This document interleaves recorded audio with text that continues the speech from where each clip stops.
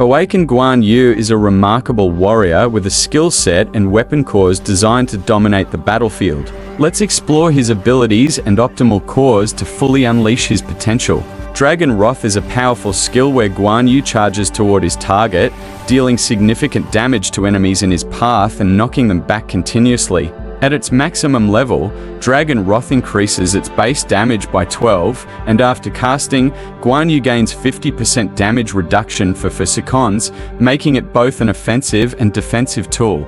Its mobility and multi-hit control effects allow Guan Yu to easily disrupt enemy formations and create opportunities for his team to capitalize on. The Whirl Core enhances Dragon Wrath by allowing Guan Yu to change the direction of his charge while increasing its range. At its peak, Whirl boosts the movement distance by 30, making it easier to close gaps or reposition during battle. This is a huge buff from how it used to be. Previously, wherever you charged, there was no moving around. Also, the speed in which his charges is even faster because Guan Yu now has a larger distance to cover in the same amount of time as the previous skill. I absolutely recommend you go for this over the other option. Whirling Strike, another key core for Dragon Wrath, adds a vulnerability debuff to enemies. At maximum strength, each hit from Dragon Wrath inflicts 2% vulnerability on enemies for 5 seconds, stacking up to 5 times, which increases Guan Yu's damage output and that of his allies, making it an okay offensive option. However, I just can't recommend it because of how strong that 30% movement distance is from Whirl. You will see that after we have all of our skills upgraded, we have 2 core points left over. I recommend putting these points into Sturdy. The Sturdy core activates whenever Guan Yu or his chief officer releases their ultimate skill, providing 7% damage reduction for 5 seconds. This core is perfect for bolstering Guan Yu's durability during his ultimate. His ultimate also gives him a shield and makes him very tanky if you need to take some hits on. On the offensive side, the Wrath core is exceptional, increasing true crit rate by 10% for 5 seconds when Guan Yu or his chief officer uses their ultimate. This core is an excellent choice for amplifying damage output during decisive phases of a fight. Ultimately, it's your choice here as both are good. As you may have noticed in my previous video, I like to balance offensive and defensive, but I can't blame you if you want to choose this node. The core skill, Azure Dragon Flow, serves as a central damage-dealing mechanism, channeling the Azure Dragon's power into devastating strikes. At max level, it increases its basic damage by 12% and applies a slowing effect of 50% to the enemy for 3 seconds. The enemy can be hit twice with this skill. This ensures both effective crowd control and sustained damage output, making it indispensable for controlling the battlefield. The weapon Dragon Surge amplifies Azure Dragon Flow by granting Endure during its casting. At max level, it deals 50% more damage to enemies with 60% or more HP, making it highly effective for dealing significant damage to healthier opponents. This core establishes dominance early in battles, leveraging the increased damage to create a momentum shift. This skill is more offensive and is really strong and worth using.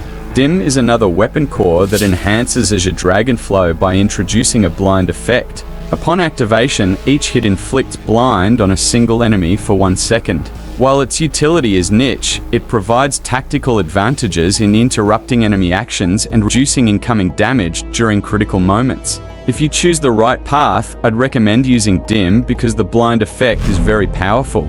Enemies cannot do much when they are blinded, and it helps to add pressure on your end. You could choose the core Fury Tides, which synergizes well with Azure Dragon Flow, boosting damage by 20% when the shield generated by the skill is active. This combination not only enhances survivability, but also significantly increases offensive potential, ensuring that Guan Yu remains a formidable presence on the battlefield. Though the damage is nice here, I'd prefer to blind the enemy so they can't do much while the attack is hitting them. Don't forget, the enemy can be hit twice, so you can blind them twice if you hit them.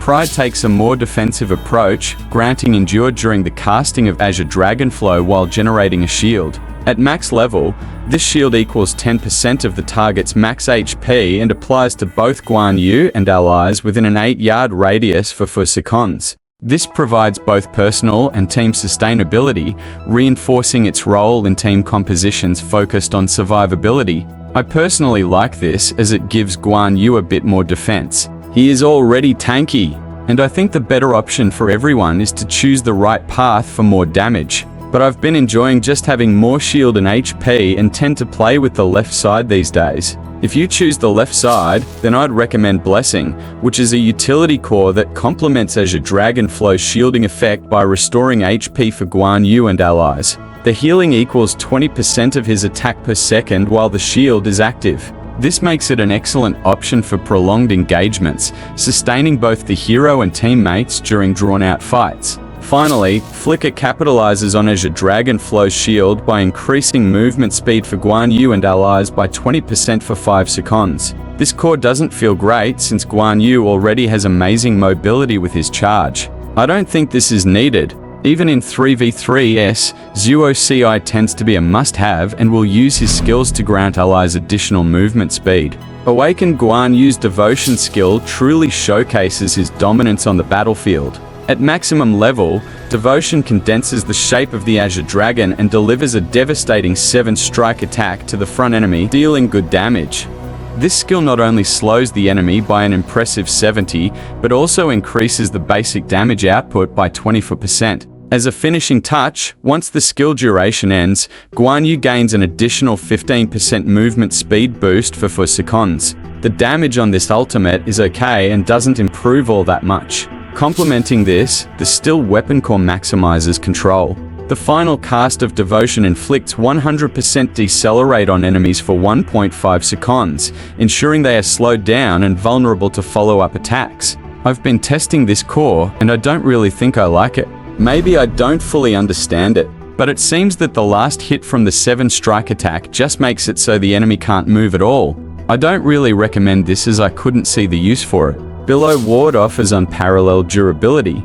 Upon completing Devotion, Guan Yu gains a shield equivalent to 10% of his maximum HP, lasting for 4 seconds. This shield ensures survival during moments after the ultimate ends and enhances his sustainability in prolonged engagements.